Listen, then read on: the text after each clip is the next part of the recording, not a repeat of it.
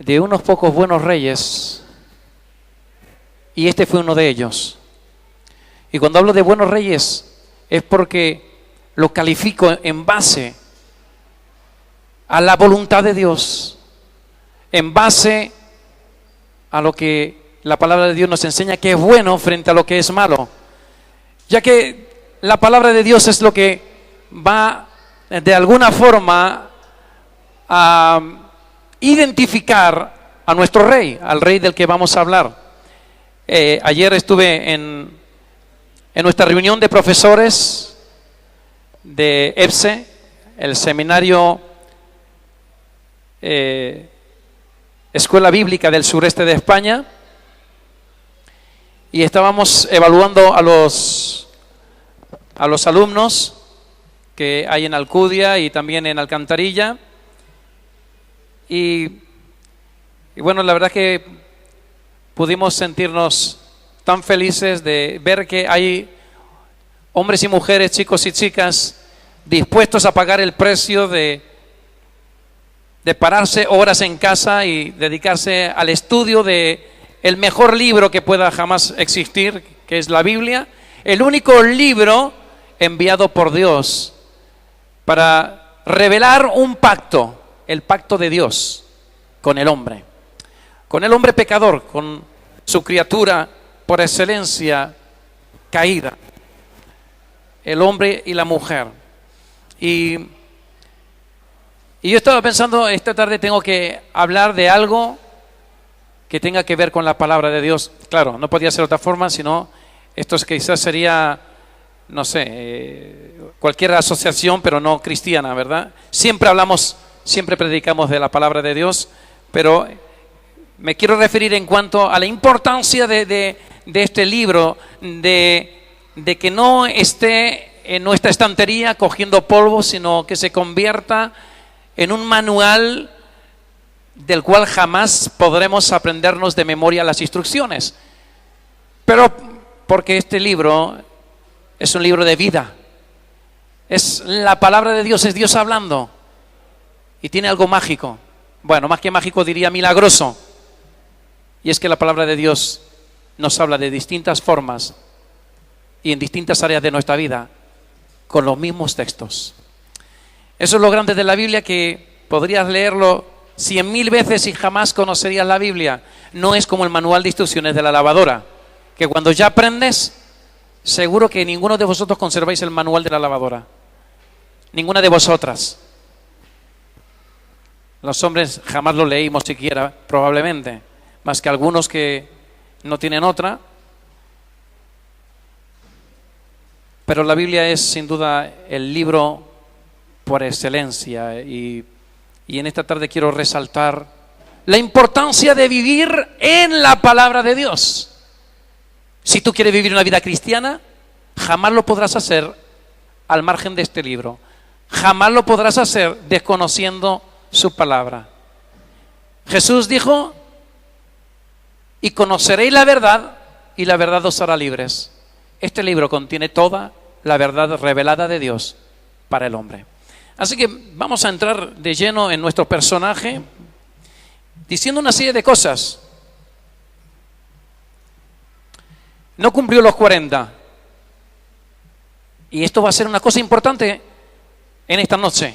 Un dato importante del por qué no cumplió los 40. Vamos a dialogar aquí en esta noche, porque vamos a elucubrar, a imaginar, vamos a pensar por qué razón no cumplió los 40, pero eso será al final de lo que quiero exponer. Este es un dato, esto es una pista. La segunda pista que te voy a dar, cuando yo diga dime el nombre, espero que todo el mundo me diga el nombre a la vez. Pero la segunda pista es que Jeremías fue contemporáneo de este rey de Judá. Jeremías fue contemporáneo. Algunos dicen, bueno, yo qué sé con quién se juntó Jeremías. Bueno, pues él vivió con varios reyes, ya que tuvo un ministerio amplio. Jeremías, los que estudiantes de la Biblia, de EBSE, pues seguro que os suena bastante, porque ese fue el penúltimo profeta que se estudió en este primer año. Con no sé cuántos años comenzó a buscar a Dios. Yo te lo voy a revelar ese dato más tarde, porque ese dato va a ser decisivo para que sepas de quién estamos hablando, de qué rey hablamos. Durante 10 años purificó la tierra de Judá. Durante 10 años seguidos se dedicó exclusivamente, o su prioridad fue destruir ídolos, imágenes, esculturas, fundiciones. Fundiciones, no cualquier fundición, sino para adorar, eran imágenes, representaban animales o representaban dioses. Este es un dato también sumamente revelador. Un libro cambió su vida. Lo leyó a todo el pueblo y subrayo también a los niños. Y veréis por qué subrayo lo de los niños. Está hablando de nuestras generaciones posteriores, a los que no hay que olvidar ni un minuto para que ellos puedan ser hombres y mujeres entregados a Dios un día.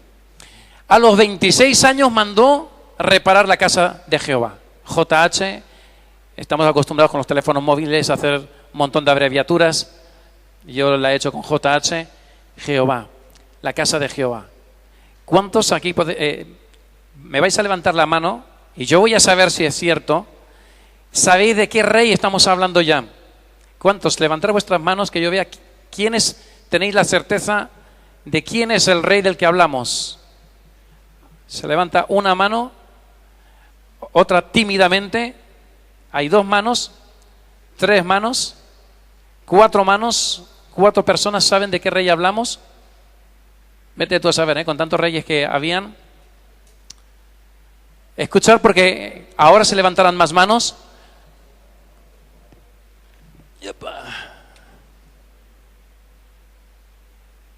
Con 8 años comenzó a buscar a Dios. Con 8 años. Esto sí que no lo encontramos en otro personaje. Con 8 años. A ver, levantad vuestras manos. ¿Quiénes sabéis ya? ¿Estáis más seguros por lo menos de qué rey hablamos? 3 manos. A ver, levantar todas las manos de una vez. 1, 2, 3. 3. ¿Eso, Jonathan, significa que lo sabes? ¿Está levantando? No. 3 manos. Voy a dar otra pista. Espero que no tengamos que jugar al ahorcado para adivinar quién era el rey de Judá. Este rey mandó con 18 años, a los 26 años, con 26 años, mandó reparar la casa de Jehová, y reparando la casa, hicieron un hallazgo, encontraron algo impresionante. Encontraron un libro en la casa de Jehová. Y ese libro se lo llevaron ante el rey. Y él se lo empezaron a leer. Y él dice la palabra de Dios, que rasgó sus vestiduras en señal de arrepentimiento. La palabra de Dios lo estaba masacrando, o mejor dicho, lo estaba llevando a un arrepentimiento genuino. A partir de los 26 años, aunque era un hombre que buscó desde los 8 años a Dios, fue un hombre consagrado. Encontraron el libro de Jehová, la palabra de Dios, la Torá, el Pentateuco, los 5 primeros libros. Allí estaba y sigue estando toda la ley de Dios. Así que este rey convocó a toda Israel, a toda la nación, y empezaron a leer este libro. Y hubo una repercusión de arrepentimiento, gracias a Dios. ¿Cuántos sabéis de qué rey hablamos?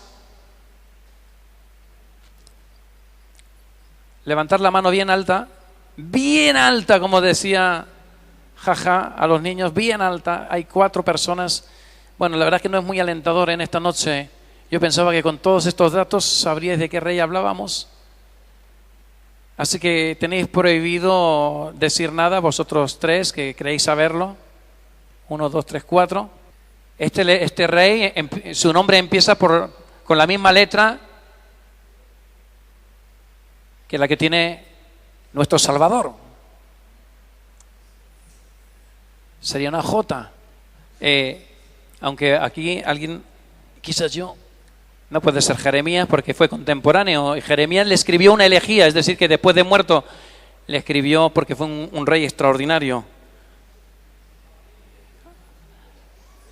Salvo vosotros cuatro, Josías, dice Rosa, Josué no cabría, Josías sí entraría. ¿Alguien más? Bien, nuestro rey se llamaba Josías.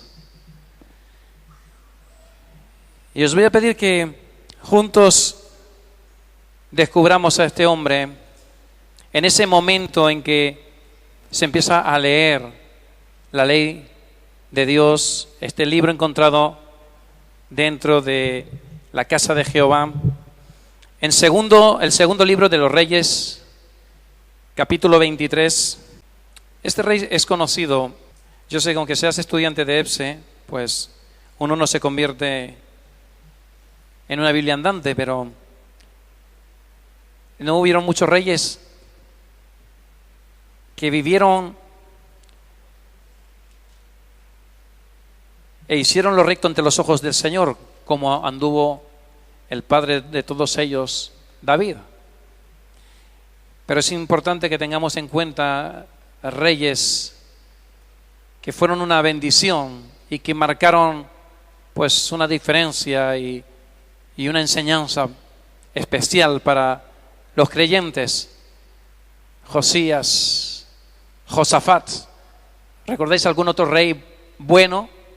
Porque vivía conforme a la voluntad de Dios, al menos más o menos. ¿Alguien recuerda algún rey más bueno? Ezequías fue otro buen rey. Josías, Josafat, Ezequías. ¿Alguno más? Ezequiel no era rey. Bien, ¿habéis encontrado dónde se encuentra el segundo libro de Reyes? ¿Sí? Lo habéis encontrado, segundo libro de Reyes en el capítulo 23, y solo vamos a leer 4 versículos.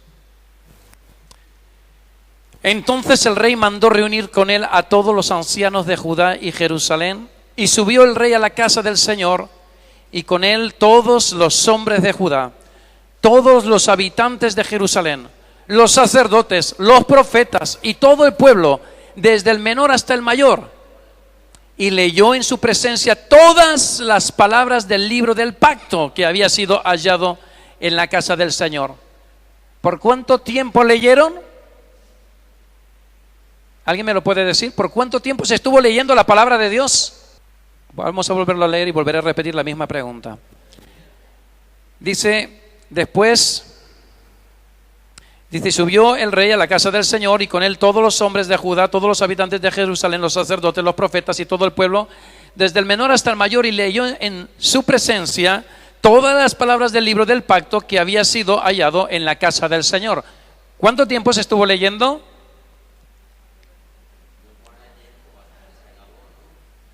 Hasta que se leyó, hasta que se acabó. Requirió mucho tiempo.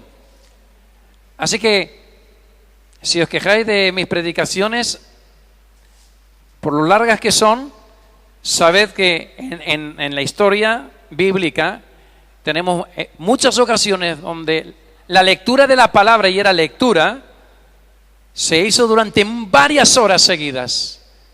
Podríamos leer en Esdras también que ocurrió algo semejante. Por horas y horas se estuvo leyendo, pero además producía un efecto en las personas.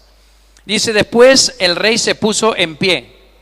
Josías se levantó junto a la columna e hizo pacto delante del Señor de andar en pos del Señor y de guardar sus mandamientos, sus testimonios y sus estatutos. Escucha, con todo su corazón y con toda su alma, para cumplir las palabras de este pacto, segunda vez que habla de pacto, escritas en este libro, y todo el pueblo confirmó el pacto. Para que haya un pacto, tiene que haber un acuerdo bilateral. Dos entidades, dos personas se ponen de acuerdo, firman, sellan, acuerdan, ¿verdad? Eso es un pacto. Versículo 4. Entonces el rey ordenó que el sumo sacerdote Hilcías y los sacerdotes de segundo orden y los guardianes del umbral sacaran del templo del Señor todas las vasijas que se habían hecho para Baal, para la Asera y para todo el ejército de los cielos, y los quemó fuera de Jerusalén en los campos de Cedrón, y llevó sus cenizas a Betel. Vamos a orar antes de proseguir. Señor, en esta tarde queremos pedirte que tú nos hables, que tú te reveles a nuestras vidas. Ayúdanos a salir de la monotonía, oh Dios, de una vida cristiana hipócrita, de un cristianismo falso. Ayúdanos, Señor, a vivir pegados a ti, pegados a tu palabra. Oh Dios, que tu palabra sea el revulsivo de nuestras vidas, sea lo que nos lleve a conocerte. Oh Dios, sea lo que nos motive para vivir. Ayúdanos, Señor, a enamorarnos de ti, Padre. Queremos seguirte y obedecerte. En el nombre de Jesús te lo pedimos. Amén. Quiero remarcar varios hechos que leemos aquí. Lo primero que quiero remarcar es la reacción que produce la palabra de Dios. En un corazón correcto, en un corazón abierto para las cosas de Dios. Dice el versículo 3 que después de haber leído este libro del pacto, él se puso en pie. Él iba a ser el ejemplo del pueblo de Israel y como rey iba a declarar su respuesta ante la lectura del libro de los libros. Y dice que hizo pacto delante del Señor de andar como en pos del Señor y de guardar sus mandamientos, sus testimonios, sus estatutos. Está hablando que toda la palabra de Dios era para él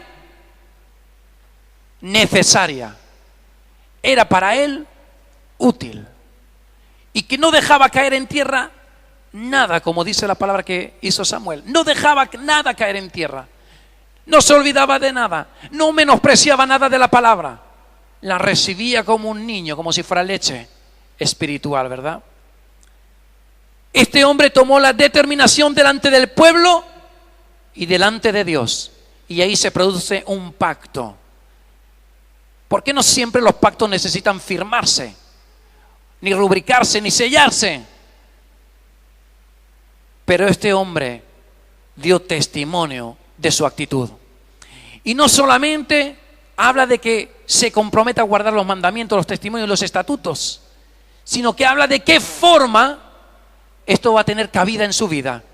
Y dice, con todo el corazón y con toda su alma cumpliría las palabras de este libro.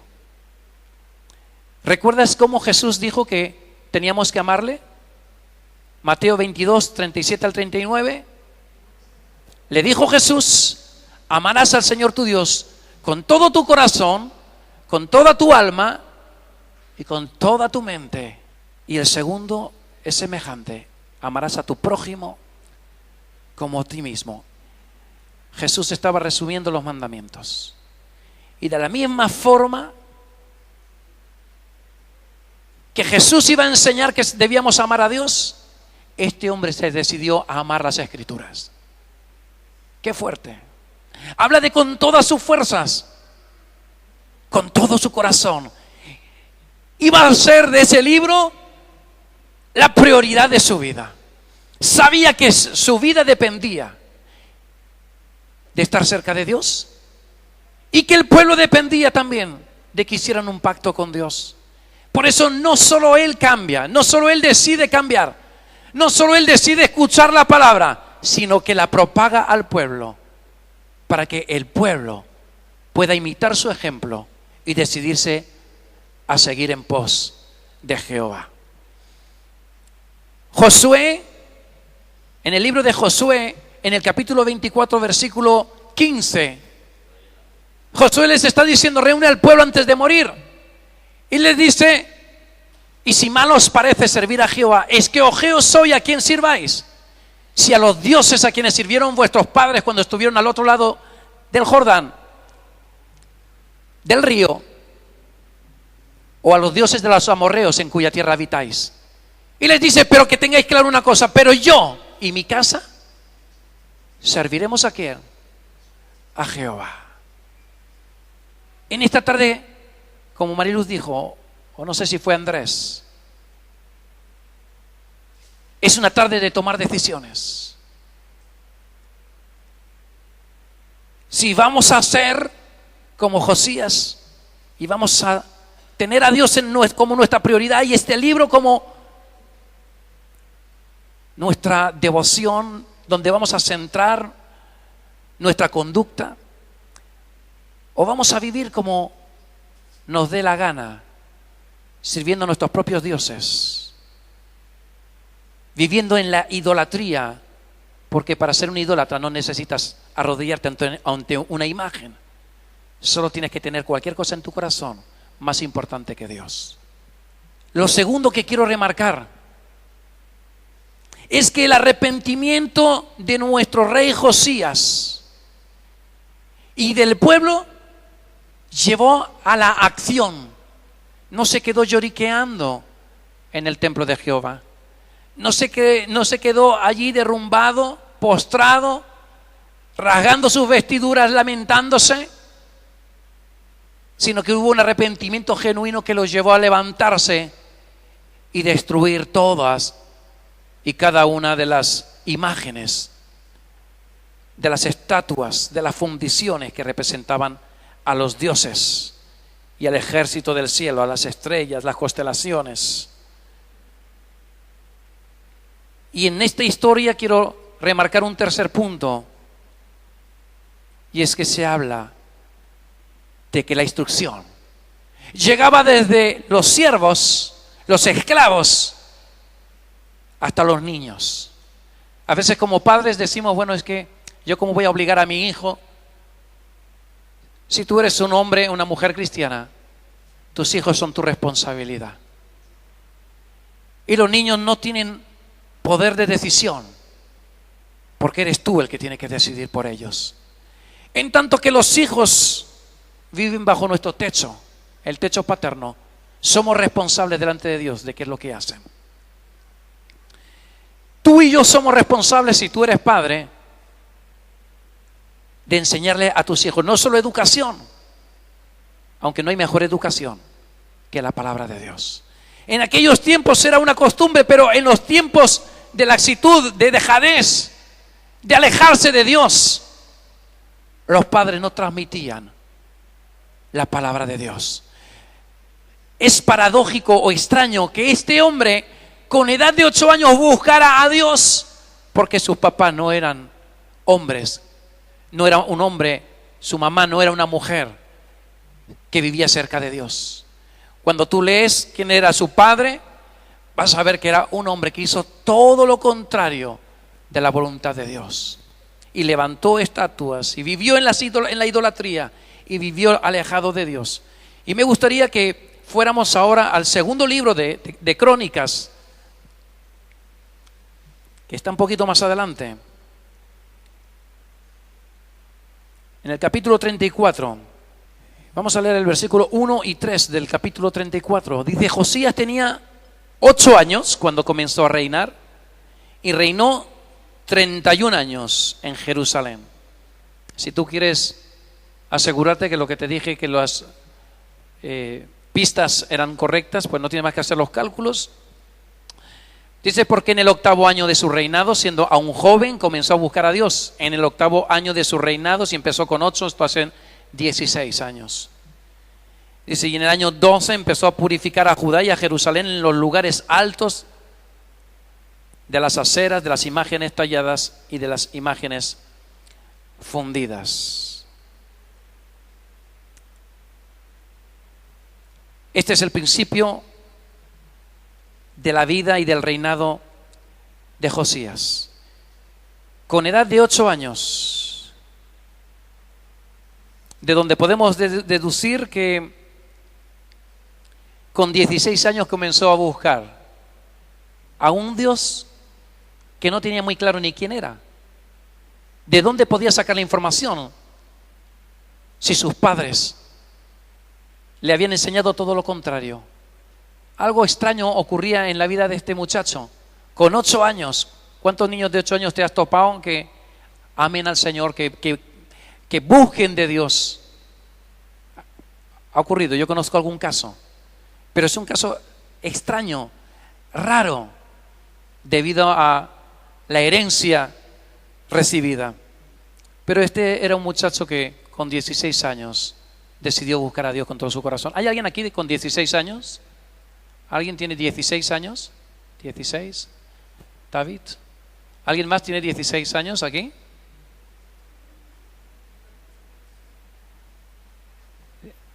No 16 en cada pata, 16 así, años totales. 16 años es una edad extraordinaria para buscar a Dios, David. Y los que tenéis por encima y por debajo de 16 años, saber que estáis en torno a la edad de buscar a Dios, la que llegó a tener este muchacho. Solamente que cualquiera de los que estáis aquí habéis tenido mucha más suerte que tuvo nuestro protagonista. Habéis conocido de Dios. Muchas de vosotras quizás tenéis la Biblia en vuestras casas, incluso probablemente tengáis una propia, pero que sepas que este hombre llegó a tenerlo, pero en esa búsqueda de Dios empezó a discernir lo que era bueno y lo que no lo era. Y se pasó 10 años sirviendo a Dios de una forma un poco, ¿cómo se llama el que aprende a tocar la guitarra, por ejemplo, autodidacta? Él empezó a conocer a Dios de una forma un tanto autodidacta, guiado solamente por Dios. Y empezó a romper con lo que su conciencia le decía que estaba mal. Esto va para los adolescentes, las adolescentes, los jóvenes. Si tú no conoces todavía, si no has tenido ese encuentro con Cristo, no te exime de pecado. Y es tiempo de que empieces a romper con cosas que sabes que no están bien. Que quizás tu rebeldía te dice, yo quiero vivir así, pero sabes dentro de ti que no está bien. Si tú quieres poder tener un encuentro que cambie todo, empieza a romper con lo que sabes que no está bien delante de Dios. Vamos a seguir viendo la vida de este hombre. Un hombre que, como hemos leído antes, se decidió a romper con la enseñanza de sus padres porque entendió que no era buena y que se encontró en un momento dado con un libro que cambió todo, la Biblia. En aquel momento, la Torá, para ti la Biblia. Y nos vamos a ir al segundo libro de los Reyes. Nuevamente volvemos atrás, en el capítulo 23. Y vamos a leer desde el versículo 19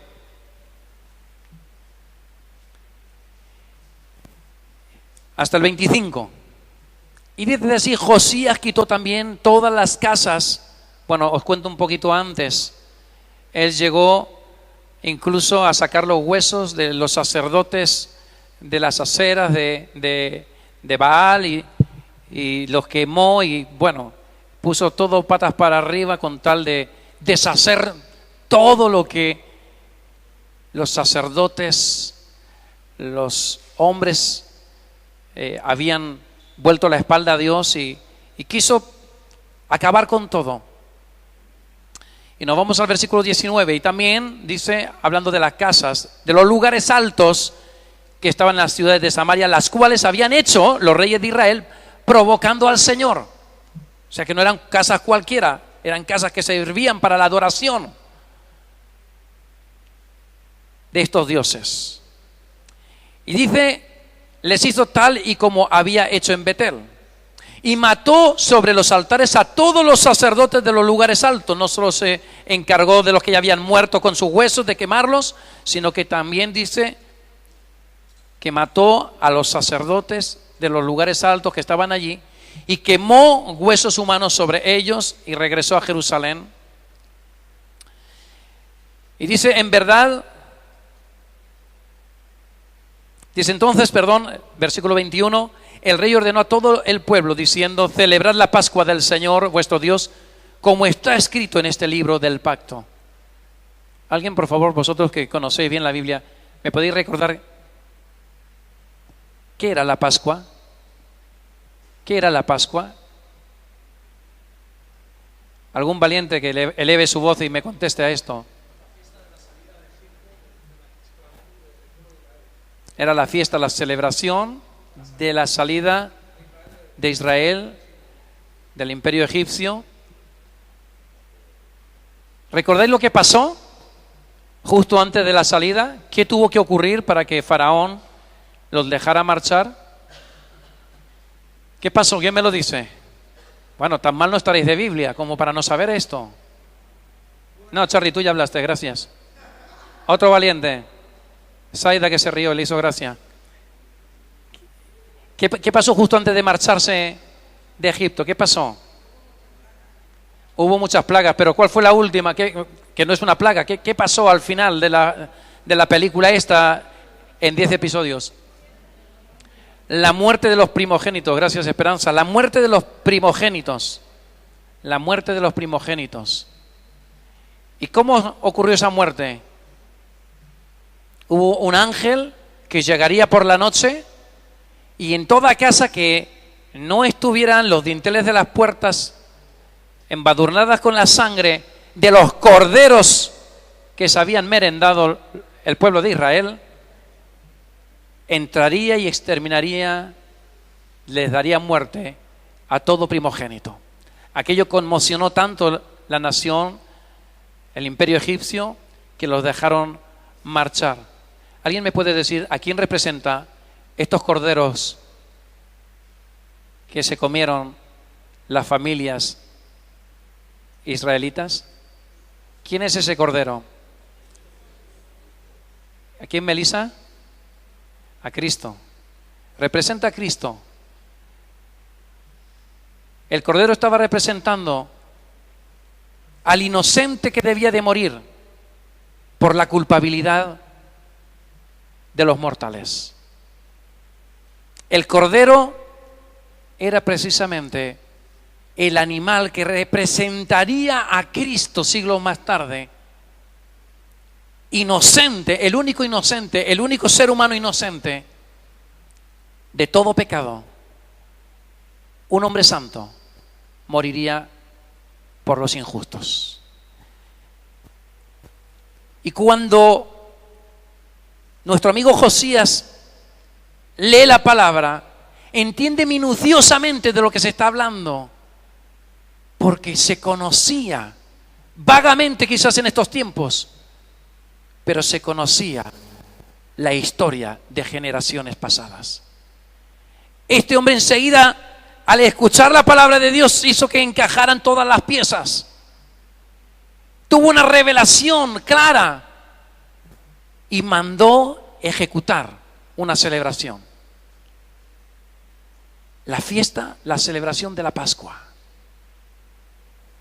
reconociendo la misericordia de Dios, reconociendo el poder de Dios para sacar de esa situación de esclavitud al pueblo de Israel.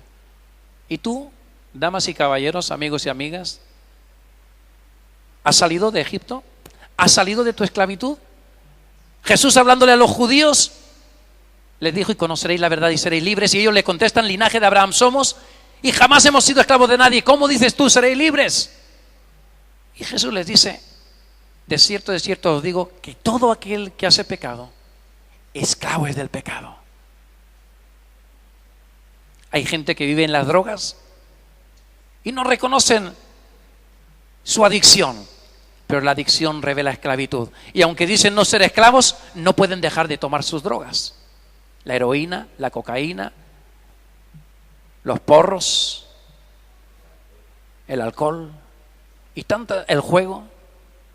Para algunos el trabajo puede suponer su debilidad. Otros han hecho su Dios y su esclavitud con alcanzar metas, proyectos, alcanzar quizás, pues, no sé, un estatus, unos estudios. ¿Y para qué? Si sigues esclavo, si no le rindes tu vida a Cristo. Esta es la situación que va a vivir Josías. Se conmueve ante la palabra de Dios y empieza a entender quién era ese Dios que por más de 10 años había estado buscando. Él se encuentra con Dios cuando se encuentra con las Escrituras. Y dice, versículo 22, en verdad que tal Pascua no se había celebrado desde los días de los jueces que gobernaban a Israel, ni en ninguno de los días de los reyes de Israel y de los reyes de Judá. Solo en el año 18 del rey Josías fue celebrada esta Pascua al Señor en Jerusalén. Josías, versículo 24, quitó los medium y los espiritistas, los ídolos domésticos y los otros ídolos y todas las abominaciones que se veían en la tierra de Judá y en Jerusalén, con el fin de confirmar las palabras de la ley que estaban escritas en el libro que el sacerdote Hilcías había hallado en la casa del Señor. Este hombre vivió desde aquel momento, desde aquel encontronazo con la palabra de Dios, vivió rompiendo con sus tradiciones, rompiendo con lo que a él habían enseñado que era bueno, desechando toda mentira, todo concepto preconcebido y recibiendo la palabra del Señor. ¿Recordáis? No conformándose a este siglo, sino transformaos por medio de la renovación de vuestro entendimiento. ¿Cómo yo renuevo mi entendimiento? Con la palabra de Dios. Este hombre va a ir en contra de todo lo que aprendió. Y cuando tú llegas y yo llegamos a Cristo, debemos de rechazar nuestra rebeldía, de vivir como me han enseñado, de vivir como yo entiendo que es bueno y someterme a la voluntad expresa de Dios descrita en la palabra. Amén. ¿Es eso lo que quieres hacer? Bueno, espero que, aunque no lo hayas dicho, lo hayas pensado, lo tengas en tu corazón, porque si no, jamás podrás vivir con la paz que tiene un hijo, una hija de Dios. Y voy a ir terminando, versículo 25. Y antes de él no hubo rey como él que se volviera al Señor con todo su corazón, con toda su alma y con todas sus fuerzas. ¿Os dais cuenta? Aquí está clavando esa palabra que Jesús diría muchos siglos más tarde, más de 10 siglos más tarde, que debíamos amar a Dios. Él se volvió al Señor con todo su corazón, con toda su alma y con todas sus fuerzas, conforme a toda la ley de Moisés. Ni otro como él se levantó después de él. O sea que fue uno de los reyes más espectaculares. Sin embargo, me acompañáis y vamos a entrar en este final de lo que quiero transmitir. Dice, en sus días subió Faraón Necao. Versículo 29. ¿Lo leéis todos? En sus días subió Faraón Necao, rey de Egipto, contra el rey de Asiria, junto al río Éufrates. ¿Contra quién iba el Faraón Necao? Contra el rey de Asiria, ¿verdad?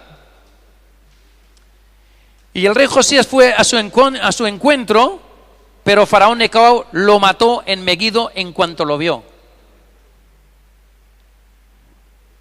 No cumplió los 40 años. Murió. Un hombre, un rey que acabamos de leer que fue mejor que ninguno de los que le sucedieron. Y yo hago estas preguntas aquí abajo, pero ¿por qué murió tan joven?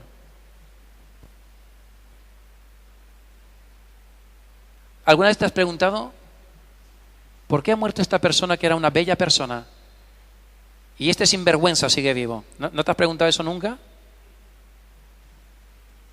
¿Por qué murió tan joven? ¿Era la voluntad de Dios que muriera Josías?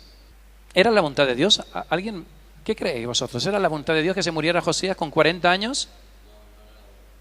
No lo era, dice Pepe. ¿Y vosotros qué opináis? Os ruego que estéis centrados y os olvidéis de lo demás.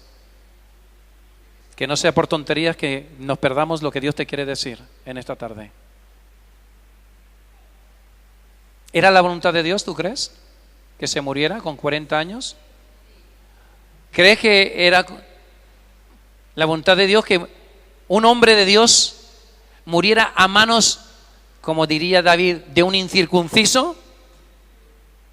¿De un sinvergüenza? ¿Era la voluntad de Dios esa?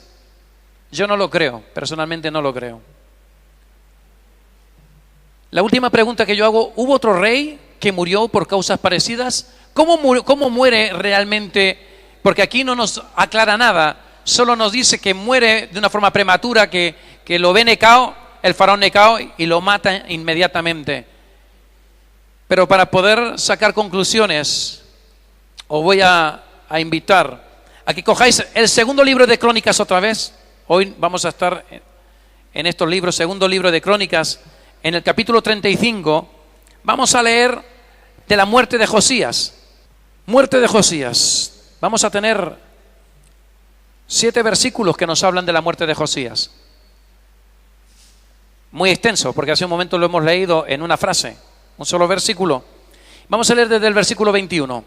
Pero él, está hablando de Necao, le envió mensajeros diciendo: ¿qué tenemos que ver el uno con el otro, oh rey de Judá? ¿Os dais cuenta que este rey Necao tenía una buena disposición? Cosa extraña. Dice, pero él envió mensajeros diciendo: ¿qué tenemos que ver el uno con el otro, oh rey de Judá? No vengo hoy contra ti, sino contra la casa con la que estoy en guerra. Y Dios me ha ordenado que me apresure. Esto es fuerte, ¿eh? El faraón Necao hablando que Dios le había ordenado. Por tu propio bien, deja de oponerte a Dios. Esto casi parece las palabras de un profeta más que de un faraón. Deja de oponerte a Dios, que está conmigo para que Él no te destruya. Esto es realmente extraño lo que estamos leyendo. Yo no sé si a ti te lo parece, pero me parece muy raro. Versículo 22, sin embargo, Josías no quiso retirarse de él, sino que se disfrazó, subrayo la palabra disfrazó, para combatir contra él. Segunda cosa que subrayo, tampoco escuchó las palabras de Necao que venían de boca de Dios, sino que vino a entablar batalla en la llanura de Megiddo. Y los arqueros hirieron al rey Josías, y el rey dijo a sus siervos: llevadme porque estoy gravemente herido. Y te adelanto la historia, murió. Y así nos seguimos leyendo. Un hombre que siguió, buscó a Dios desde los 8 añitos. Un hombre que se encuentra con la palabra de Dios y que hace de ella una prioridad. Hace un pacto personal con Dios y le dice: te voy a seguir a capa y espada. Tú vas a ser lo primero en mi vida. Quiero obedecerte hasta la médula. Un hombre que fue brillante, ejemplar para el pueblo, la nación de Judá. Pero al final de su vida ocurre algo. Se disfraza para combatir, no escucha a Dios y como consecuencia se muere. Una vez predicando de un rey, me parece que era Amasías, os dije que comenzar bien en los caminos de Dios no nos garantiza acabar bien. Puedes conocer a Dios y acabar en el infierno. Es más, seguro que a algunos de vosotros os va a pasar eso. Lo digo seria y sinceramente. Le ruego al Señor que yo pueda serle fiel hasta el día en que Dios se me lleve a su presencia. Pero sé que hoy esté bien con el Señor no significa que mañana no empiece a olvidarme de un libro que empezó siendo la guía de mi vida y acabe por ocupar un lugar más en la estantería del salón de mi casa. Vamos a ver, porque hubo otro hombre muy parecido con su misma profesión, que le va a ocurrir algo como vamos a ver. Segundo de Crónicas, capítulo 18. Nos vamos atrás, retrocedemos unas páginas y nos vamos al versículo 29.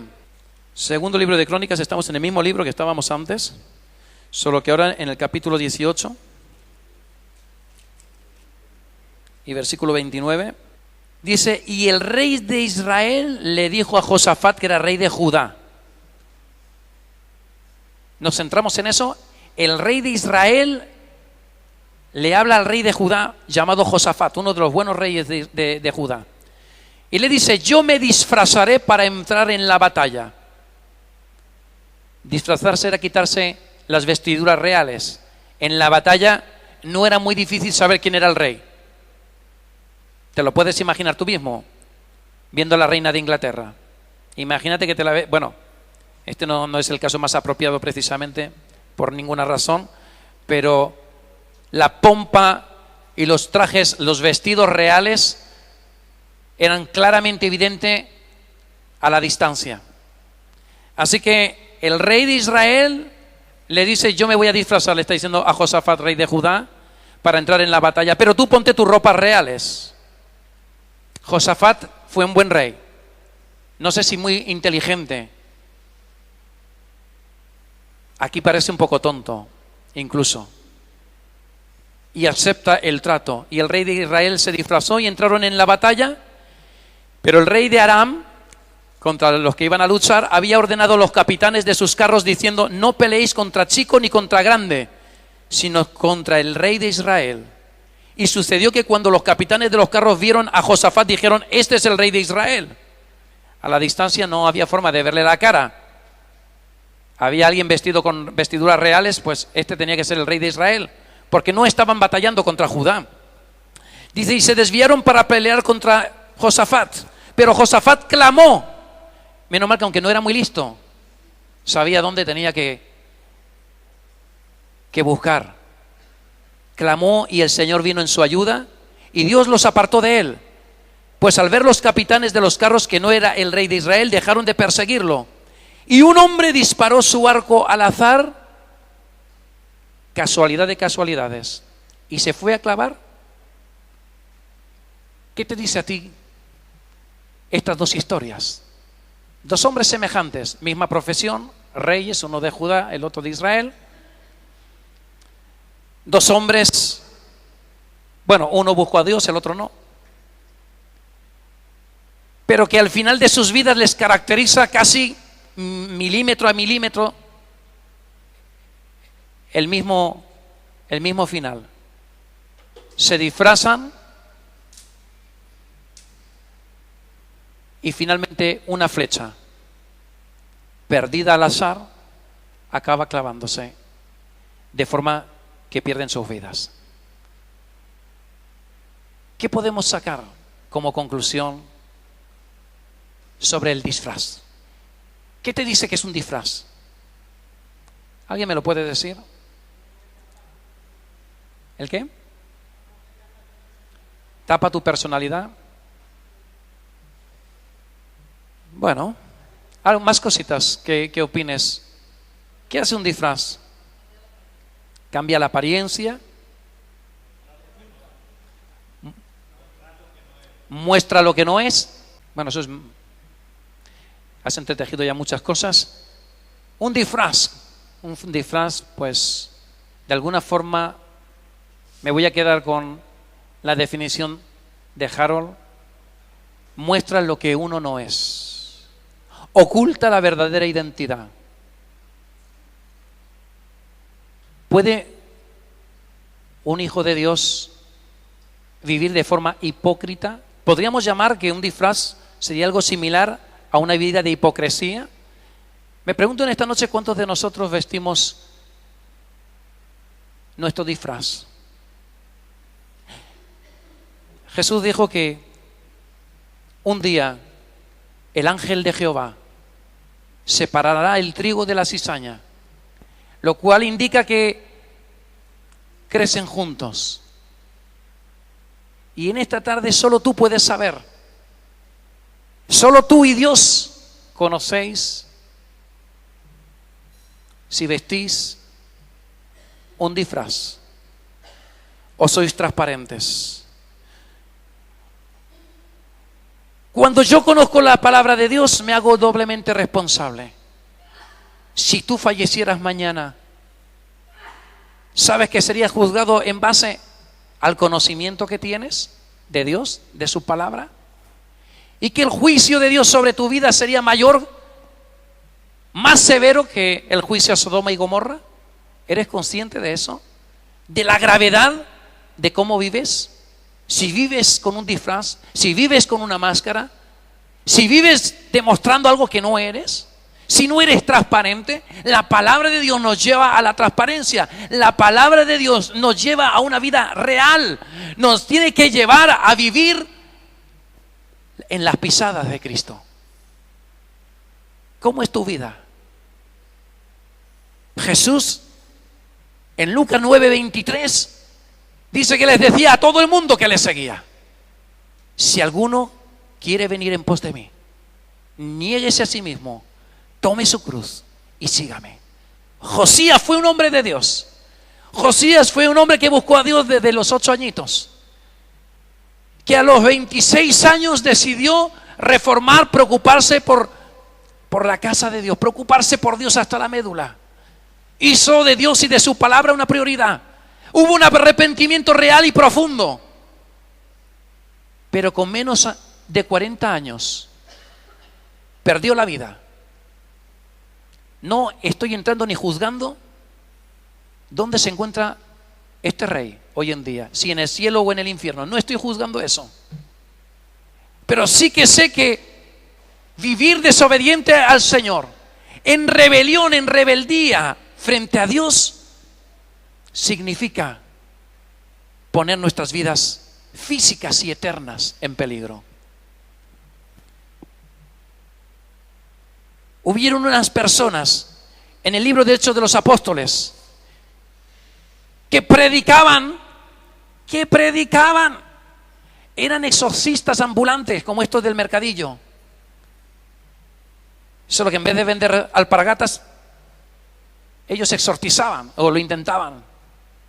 Y predicaban o exorcizaban en el nombre del Dios de Pablo. Y los espíritus le contestan: conocemos a Jesús y sabemos quién es Pablo. Esos eran los hijos de Esteban. ¿Recuerdas qué les pasó a los hijos de Esteban? Que los espíritus pudieron más que ellos. ¿Y cómo salieron?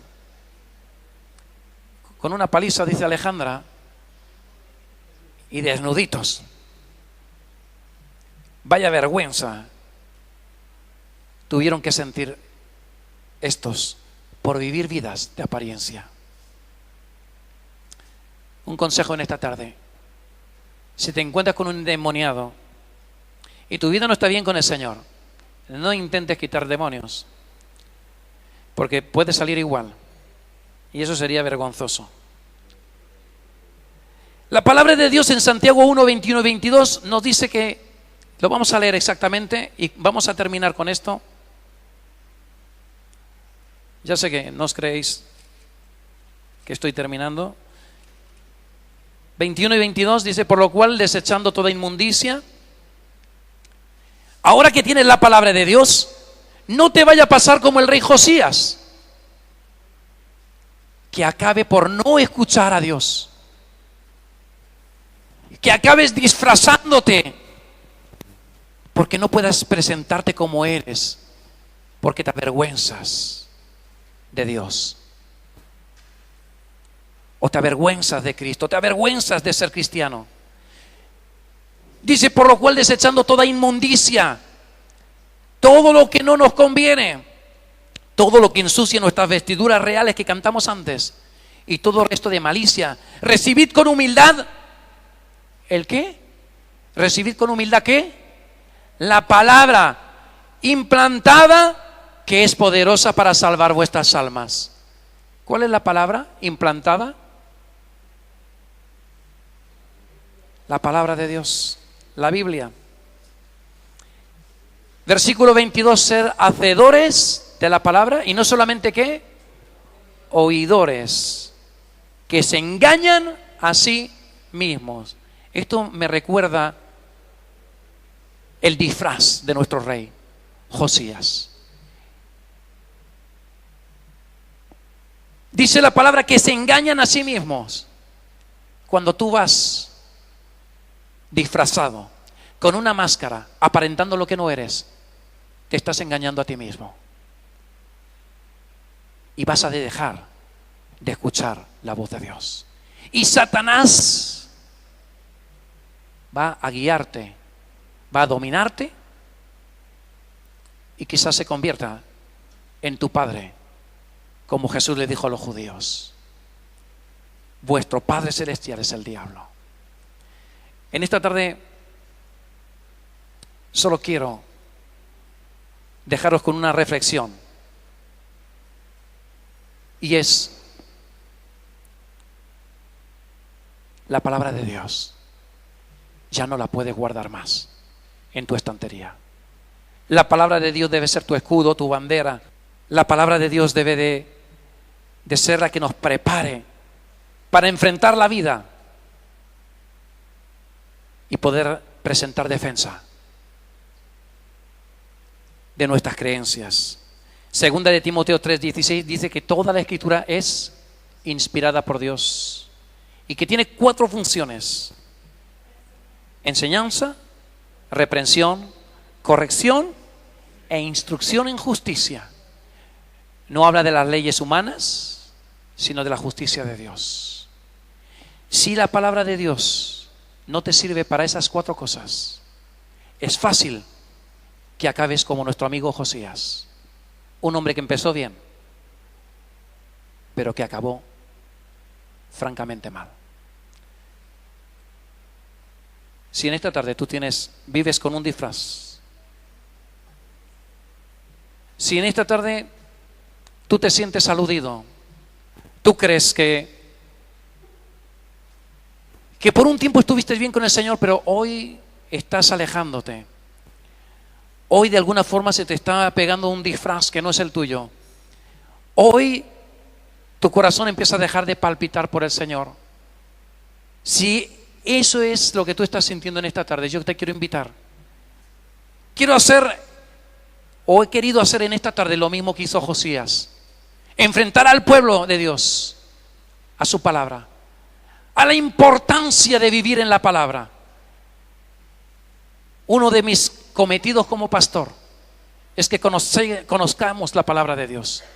Pero no solo que la conozcamos, sino que la vivamos. Y yo quiero pedirte en esta tarde que tomes una decisión como Josué estuvo también demandando del pueblo. Escogeos hoy a quien sirváis.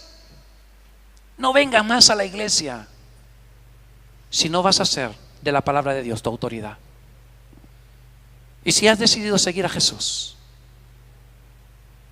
no te despegues de su palabra.